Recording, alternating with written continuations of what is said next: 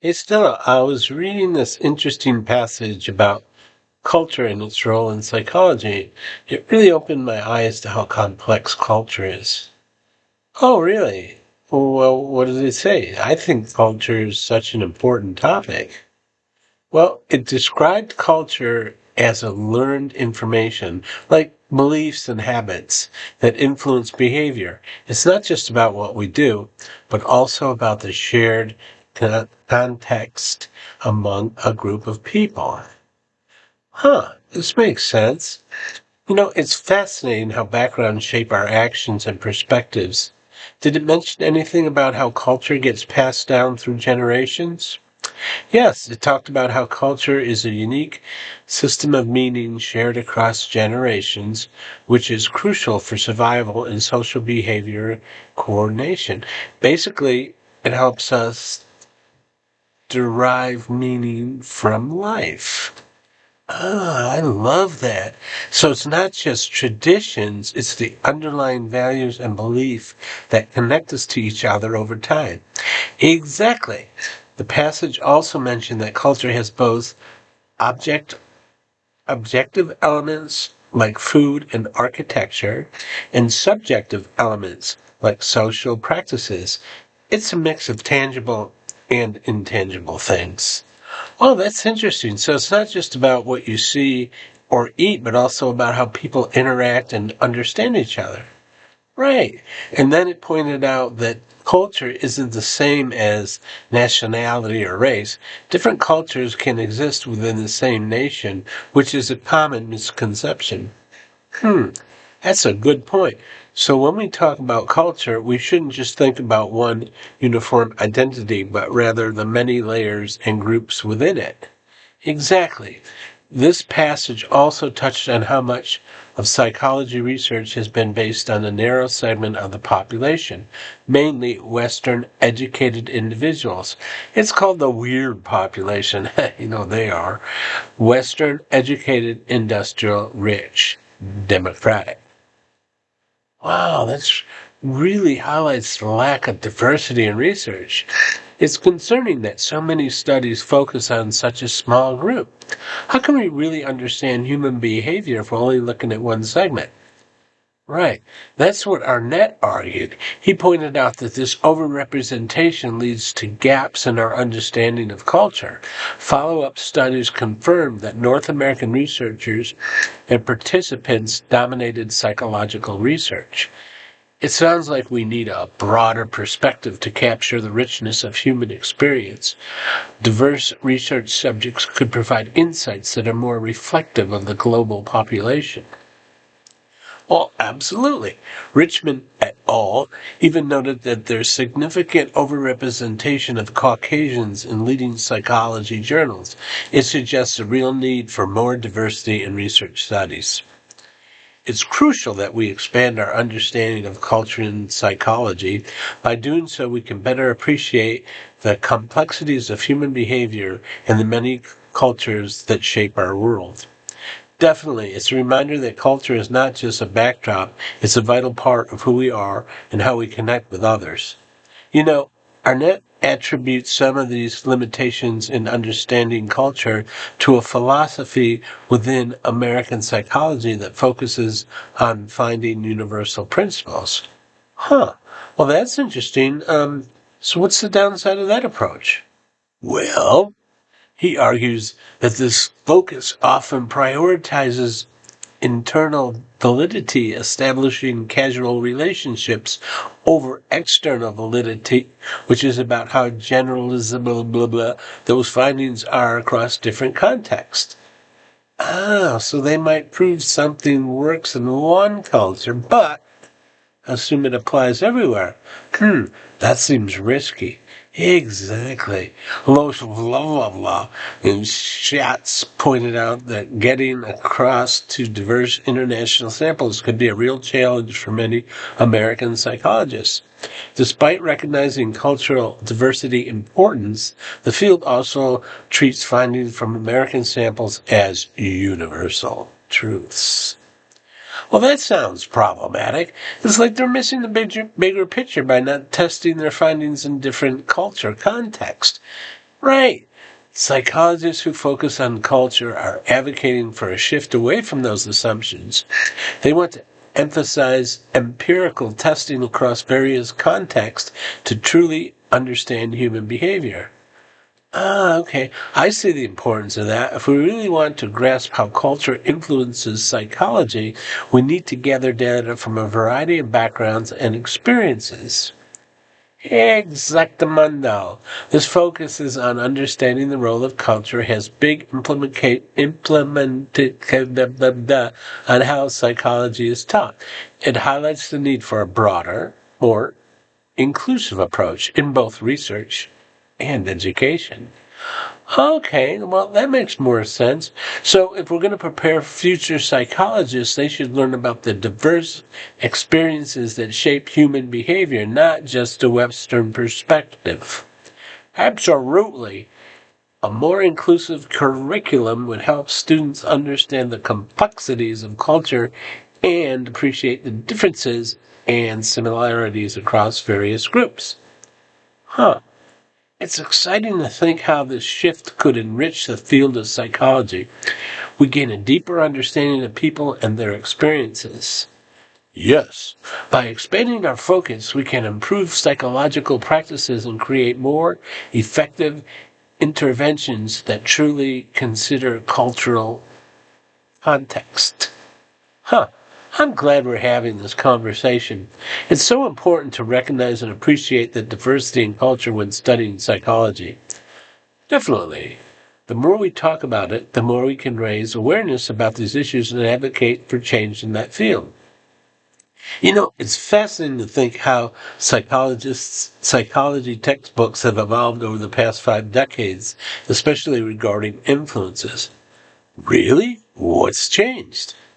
Well, when I first started teaching, I used the Morgan and King textbook from 1966 and only had a few paragraphs on cultural influence. It mainly touched on personality and intelligence, but didn't dive deep into cultural diversity at all. Well, that seems really limited. What did it focus on instead? Well, most discussions were about what they term primitive or backward cultures, sort of like mine, with barely any acknowledgement of cultural influences right here in the U.S. It felt like we missed the bigger picture of what culture really is. Wow, that must have made it hard to teach students about the complexities of culture. Yeah, exactly. But now contemporary textbooks like those by Bernstein et al. And Myers and DeWalt have made significant strides. They integrate cultural concepts across various psychological areas, including abnormal psychological and social influences. Wow, that's great to hear. So today's students are learning more about cultural factors affecting things like emotions and even IQ assessments? Yep, sure is. You also get a greater emphasis on cultural sensitivity in therapy and understanding how genetics and culture interact. It's much broader perspective than what was offered before. Huh. That sounds like a step in the right direction. But you mentioned there's still more work to be done. Yeah, absolutely. Despite the progress, researchers like Arnett and Sue have pointed out that the field still has cultural limitations. They remind educators that we need to keep broadening our approach to include diverse perspectives. Oh, I see.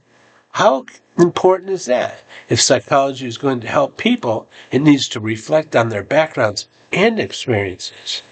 Right, exactly. The evolution of these textbooks shows a significant shift toward recognizing the importance of cultural psychology. It promotes a more inclusive and culturally sensitive approach, which is critical for effective teaching and research. Wow, I love that. That's inspiring to see changes happening in psychology. It makes me want to learn more about different cultures and how they shape our experiences. Yeah, yep. Yeah, that's the spirit. The more we learn and understand, the better we'll be to make positive impacts in the field. You know, we were talking about cultural influences early, and it made me think about those cross-cultural psychology that has evolved over time. Oh, really? I'd love to hear about that. What's the history behind it? Well, the author of this passage compared our current understanding of cross-cultural psychology to the early days of psychology itself. Herman Lederwasser pointed out that psychology has long passed but a short real history, suggesting that interest in cultural relationships go way back. Wow! Wow, that's interesting. So when did people start really noticing cultural differences? Well, ancient thinkers like Hyctorescamy of Melibulus and Heraclitus were the first among recognize these cultural differences and implications. Their observations showed that humans have always been interested in culture and how it relates to us. Wow, that's incredible. This interest has been around for long. Wow. Well, what about the 20th century? How did cross-cultural psychology develop then? Well, in the early 1900s were critical to the field. For instance, W.H.R. Rivers studied visual perception across different cultures, and W.G. Sumner introduced the term anthropocentrism, which describes the tendency to see one's own culture as superior. Well, that makes sense. Were there any other key figures during that time? Oh, definitely. Wilhelm Wundt, often considered the father of experimental psychology, worked on cultural psychology, trying to understand how cultures influence human behavior. His work laid important groundwork in film. Wow, that's fascinating foundation. Did cross-cultural psychology grow significantly after that? Yep. In the mid-20th century, saw a huge increase in published research. From 1915 to 2018, there were over 6,300 titles related to cross-cultural psychology and nearly 11,500 on cultural psychology. This shows a growing interest in cultural factors in psychology. Wow, that's a remarkable increase. Have different perspectives emerged in the field? Yeah, exactly. The development of cross-cultural psychology has been diverse, with perspectives like cross-cultural psychology, cultural psychology, and indigenous psychology. Each offers unique insights to the relationship between the culture and the physical process. I can see how that diversity would enrich an understanding understanding of human behavior. Yeah, absolutely. The growing volume of research emphasizes how important cross-cultural psychology is for understanding behavior in various contexts. It highlights on how the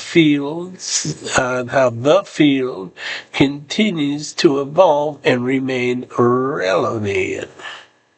Wow, it's amazing to see how far it's coming from ancient observations to a formalized field of study. I really appreciate how recognizing diverse cultural influences can deepen our understanding of psychology. Yeah, it's crucial, man. It's crucial. The evolution of cross-cultural psychology reminds us that our experience and behaviors are shaped by cultural context. It's all about understanding the bigger picture. I was take a sip of my moonshine here. I was reading about that whole cultural psychology, and it really dives deep into how culture influences psychological processes. Really? What's the definition of cross-cultural psychology? Well, according to Kligler-Bieserbach and Barry, it's the study of psychological and social functions across various cultures and ethnic groups. The field aims to explore both the similarities and differences in behavioral and psychological processes. Wow, that sounds comprehensive. What are the main objections of cross-cultural psychologists? Well, historically, they thought to identify universal psychological principles by testing Western theories in different cultural contexts. They treated culture as an independent variable, separate from individual psychological processes. Well, that's interesting. How do they go about collecting data for their research? Well, cross-cultural psychologists typically gather data from multiple cultures to compare and contrast psychological phenomena. This helps them discern which behaviors are universal and which are culture-specific, highlighting how culture context shape behavior. But I imagine there must be criticism of this approach, right? Well, yeah, there are several criticisms. One major concern is using culture as a mere independent variable can overlook specific cultural influencing psychological outcomes, including to misleading conclusions. Wow, that makes sense. Are there any other criticisms as well? Yep. Absolutely. Some scholars argue that cross-cultural psychology should have been seen as a unique method of inquiry rather than a distinct subfield. There are also issues with research materials being unfamiliar or ecologically invalid for participants from certain cultures, which make the results meaningless. Huh. It sounds like researchers have to be very careful. What about assumptions regarding cultural dimensions like, individualism and collectivism? Well, exactly. The tech warns against overgeneralizing these dimensions.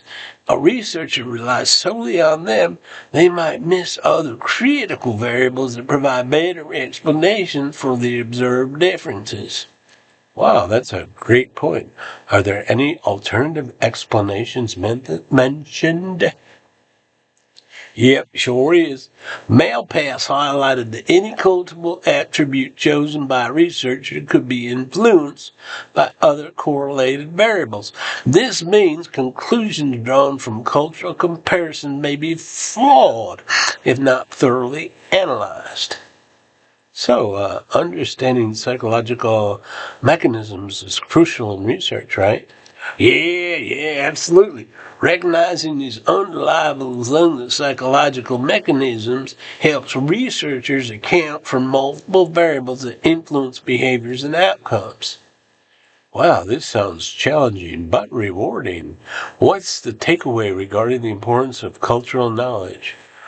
Well, despite the criticism and challenges, cross-cultural psychology has significantly contributed to our understanding of psychological phenomena worldwide.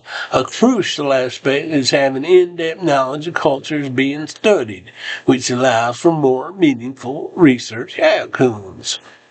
Wow, that makes total sense. It highlights the need for nuanced understanding when studying psychology across different cultures.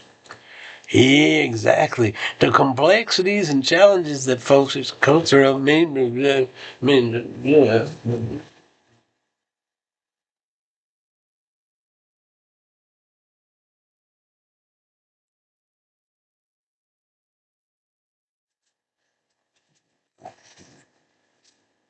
Uh, exactly. That complexities and challenges of cross-cultural research reminds us that culture plays a vital role in shaping behavior and recognizing that it's essential for producing valid and insightful findings. Well, we've talked about cross-cultural psychology, but I'm curious about cultural psychology. What sets it apart? Well, it's a great question there, Stellar. Cultural psychology approaches research differently than cross-cultural psychology. It don't rely on traditional experiment methods. Instead, it sees culture as an integral part of individuals rather than a separate variable to be treated. Oh, interesting. So, what do cultural psychologists focus on? Well, they prioritize studying the problem that arises in daily life within specific cultures rather than making cross-cultural comparisons. They aim to understand how socially constructed meanings shape psychological functions like cognition, emotion, behavior. Wow, that sounds more immersive. What kind of methods do they use? Well, cultural psychologists often use ethnographic methods, which involves extensive observation and rich descriptions of cultural context. This helps uncover the relationship between cultural practices and psychological characteristics of individuals within that culture.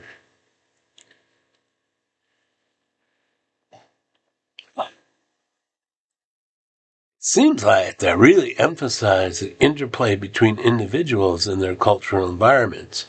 Yep, exactly. They believe that psychological processes emerge from the interaction between people and their cultural context. This perspective underscores the necessity for acknowledging culture's influence to fully understand psychological phenomenons. Oh, so do cultural psychologists focus on diverse cultures?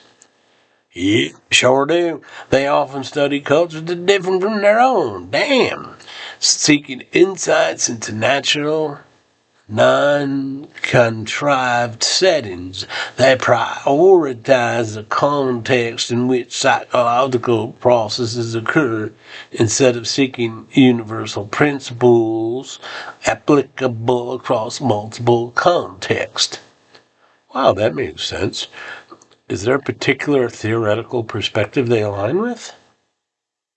Well, according to Ratner, cultural factors are seen as more effective predictors of psychological processes than individual traits.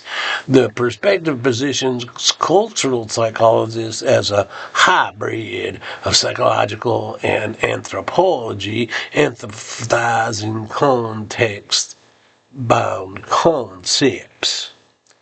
Well, how do they define psychological process then? Well, cultural psychology defines them in terms of cultural context from which they arise, rather than imposing external psychological principles. This approach acknowledges cultural certain to understand psychological phenomena.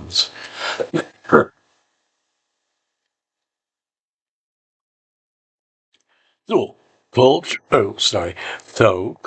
psychology derives principles from cultural context.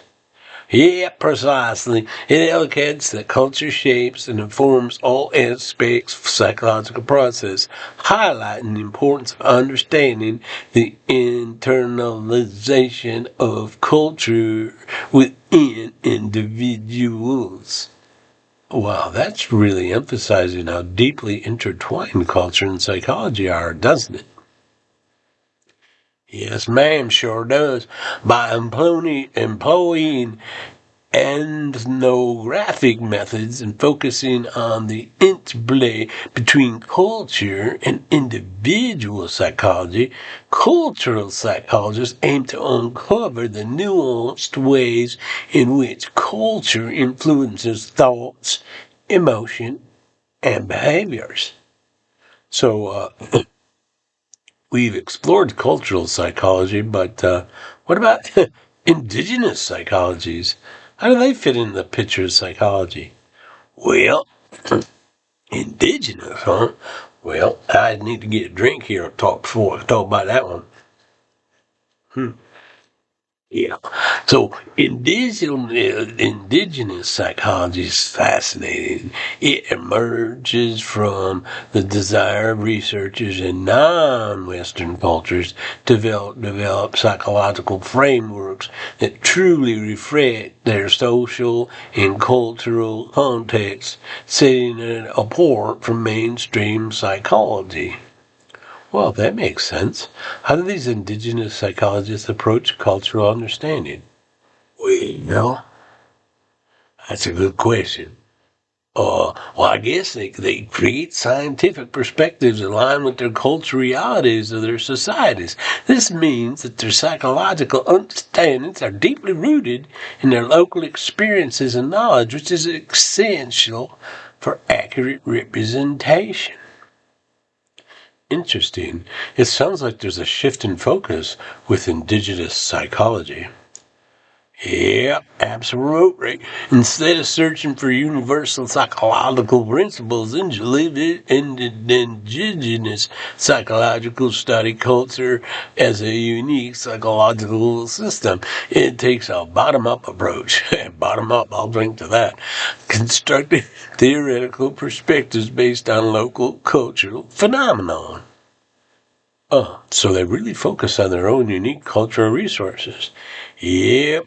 Indigenous psychologists concentrate on understanding psychological concepts using their unique cultural resources of their societies. This difference from cultural psychologists, which often compare different cultures, and culture psychologists, which examine psychological processes within a cultural context. Well, it's easy for you to say. So, what challenges do indigenous psychologists aim to address? Well, they're particularly interested in tackling specific challenges faced by their communities, such as economic issues, poverty, and religious beliefs. This local focus reinforces the importance of culture in shaping psychological understanding. Well, that highlights the value specifically in their work, doesn't it? Yep, definitely. Indigenous psychologists prioritize cultural differences and unique social aspects over cultural similarities or universal psychological principles. This specifically leads to a more nuanced understanding of psychological processes within particular cultural context. Well, I see.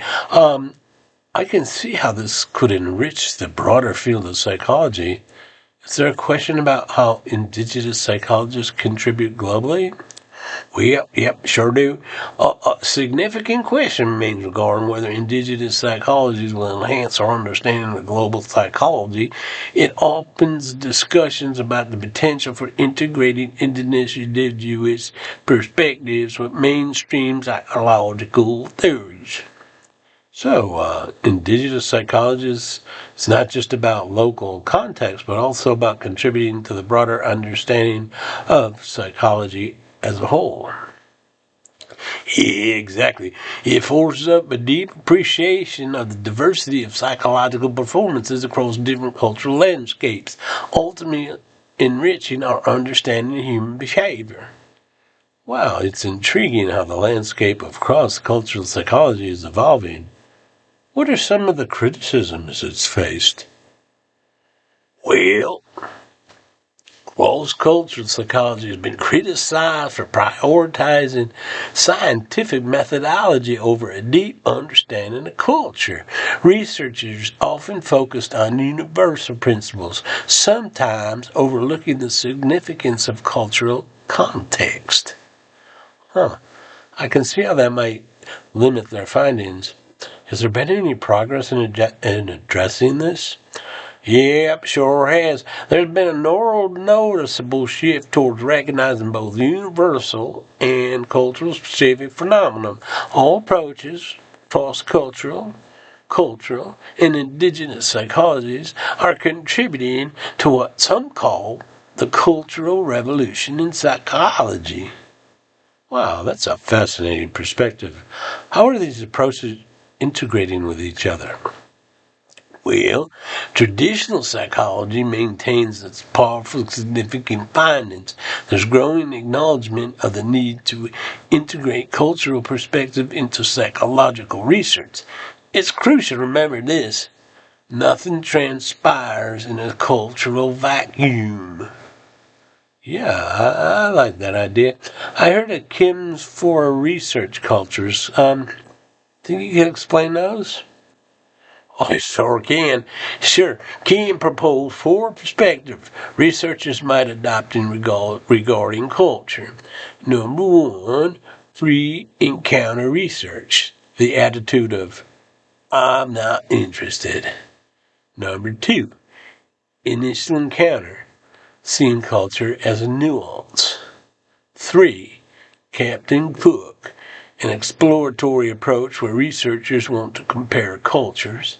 And 4. A paradigm shift, a move between ethnocentric paradigms to embrace cultural understandings.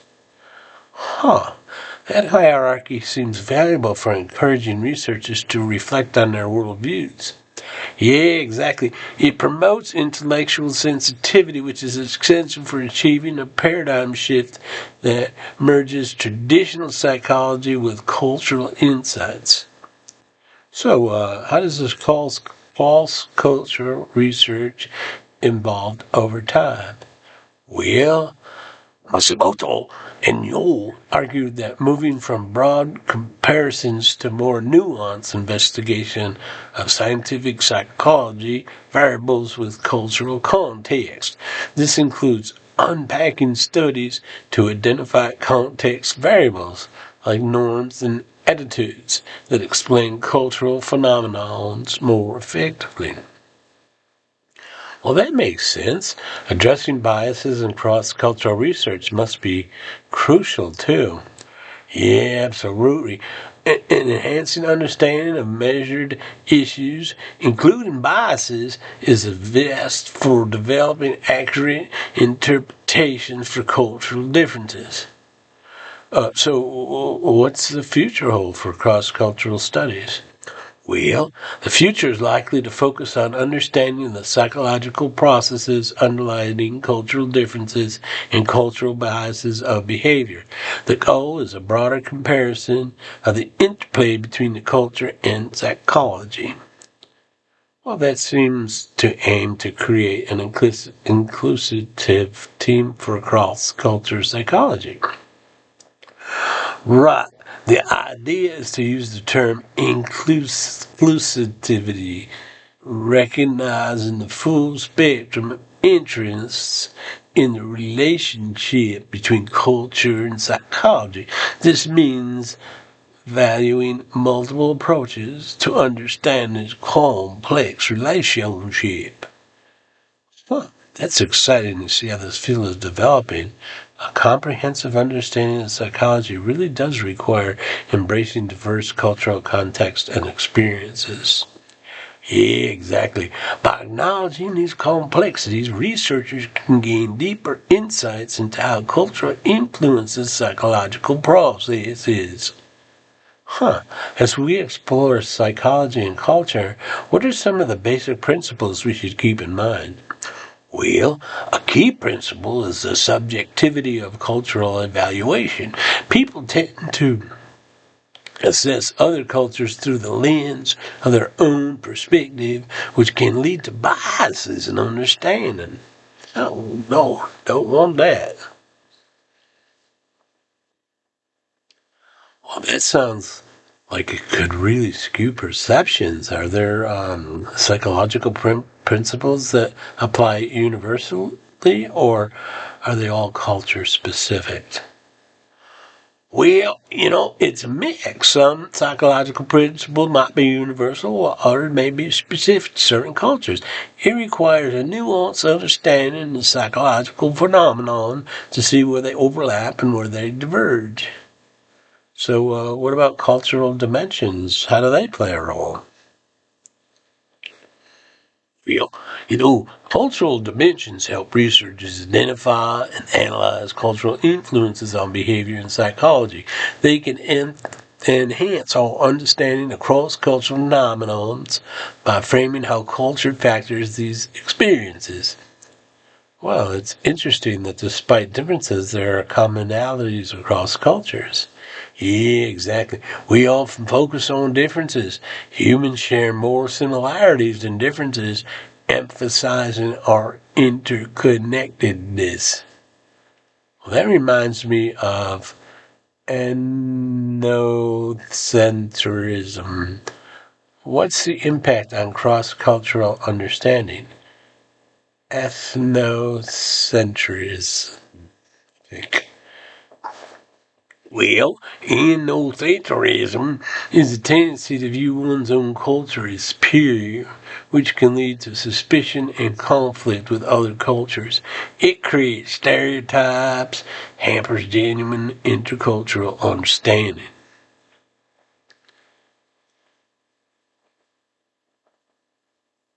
Is ethnocentrism universal?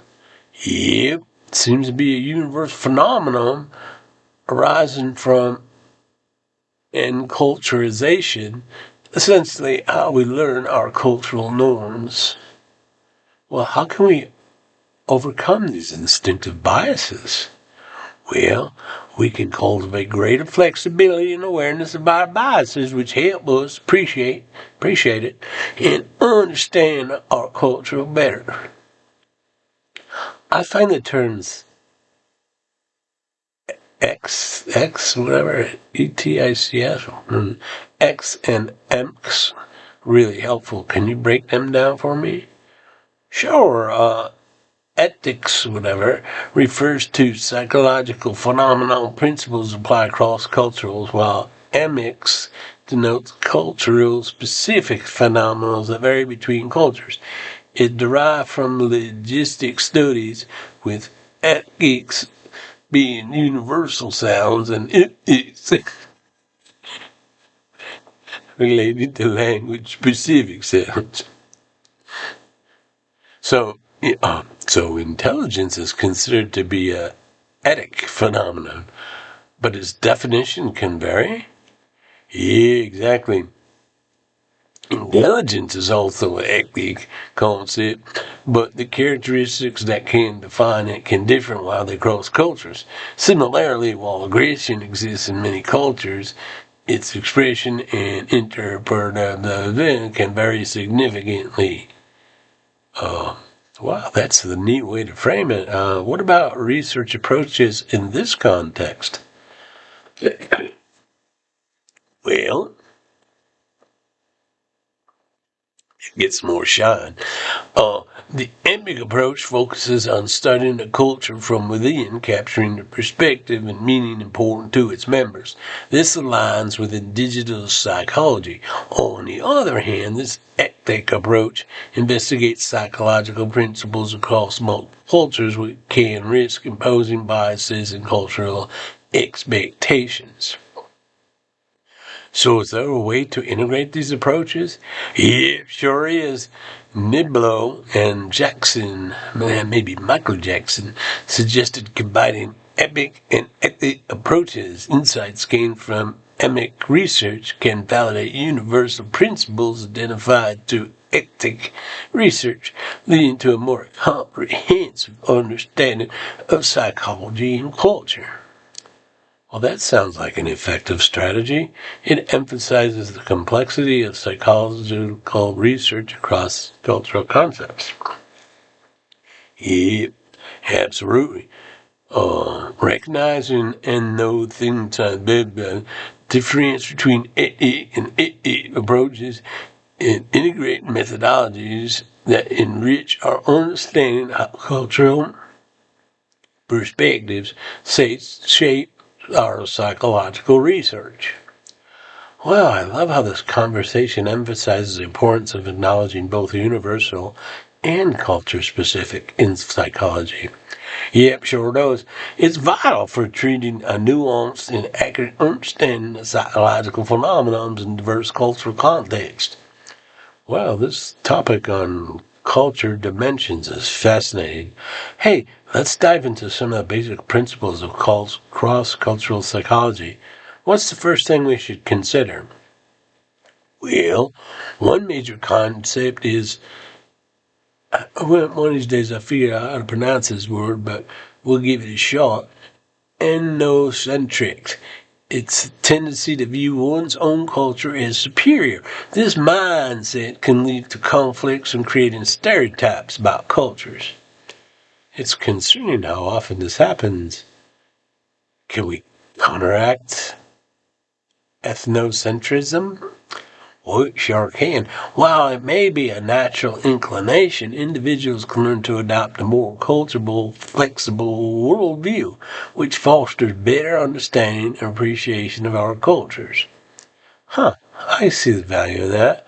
What about the terms ethics and emics? How do they fit into this framework? Great question. Well, ethics refers to the universal psychological principle that applies across cultures, while emics denotes cultural specific phenomena that reflect unique aspects of a particular culture. It's essential to understand both to grasp the broad picture. And what are the different research approaches used in studying these cultural dimensions? Well, there are two primary approaches. The emic approach, which studies culture from within, focusing on the perspective of its members, and the etic approach, which investigates characteristics across culture from an external viewpoint. Both have their strengths and limitations. Speaking of cultural dimensions, I've heard of Gert Hofstein's framework. What are the key dimensions he's identified?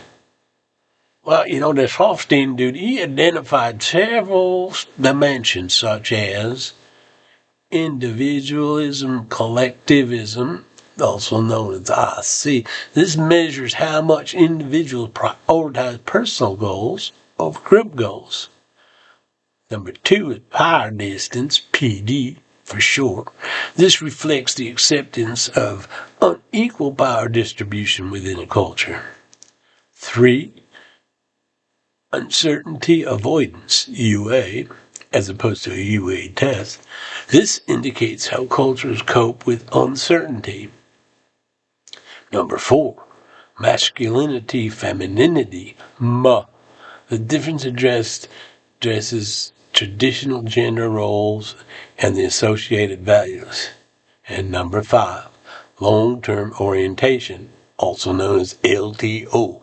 This measures the willingness to prioritize long-term rewards over immediate gratification.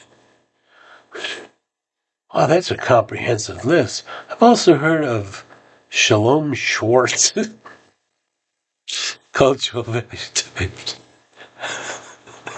How are they different?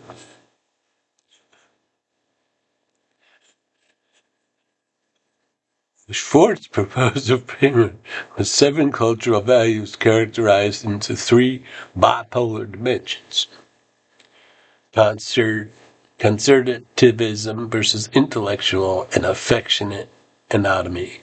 Hierarchical or hierarchy versus egalitarianism, and mastery versus harmony.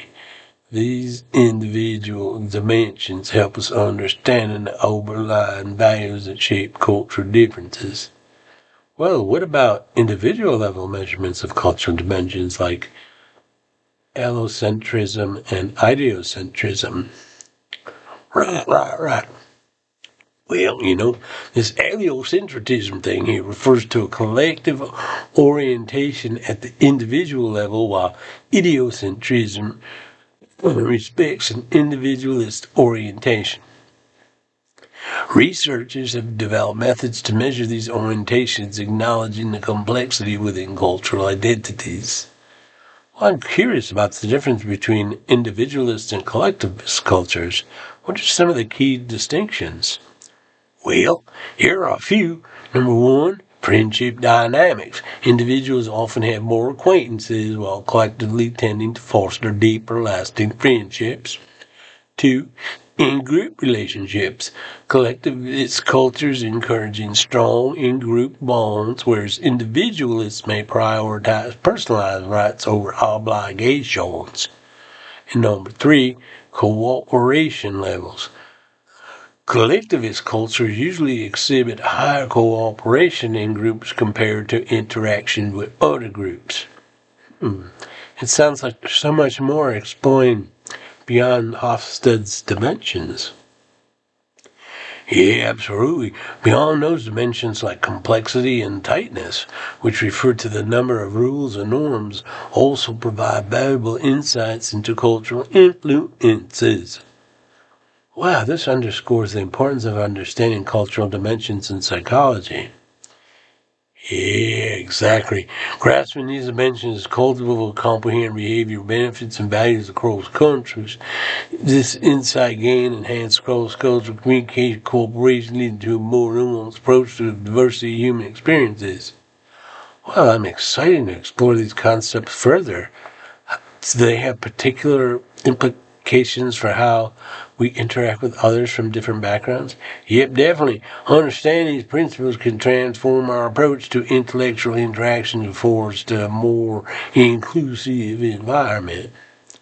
So, Steve, I've been thinking about the dimensions of culture, particularly Hofstede's framework. Can you walk me through the key dimensions? Yeah, absolutely. This Hofstede dude has identified several important dimensions. Got a long way to go here. Individually, collectivism,